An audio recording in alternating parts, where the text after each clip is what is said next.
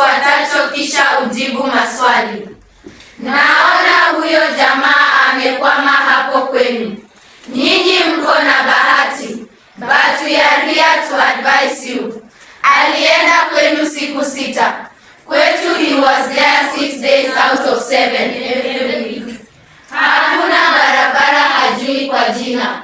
Hakuna soko hajui kwa jina. And he would memorize. We were very impressed. He would mention a road and he would go, hey. Ndiyo barabara itoke Mandera, ikuje Lamu, ikuje Gare, ikuje Elwa, ikuje Kobo, ikuje pale Kotulo, ikuje Tabas, ipitie hapa Wajia, iende Samatan, iteremke Mandogashe, ifike Isiolo, iende Nairobi, ili watu wa Northern Kenya wanaopiga kura wakae kama Wakenya wengine. Hurra!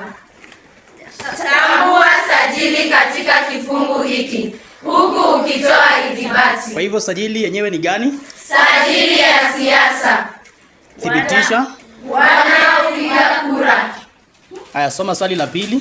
Fafanua sifa zozote 8 za sajili uliotambua. Sifa ya kwanza, msamiati maalum. Thibitisha wanaopiga kura. Sifa ya pili, maelezo mafupi. Thibitisha hakuna barabara hajui. Sifa ya tatu, maelezo marefu. Thibitisha naona. Sifa ya 4, kuchanganya ndimi. Ithibati mko na bahati, but we are here to advise you. Sifa nyingine, kuhamisha msimbo.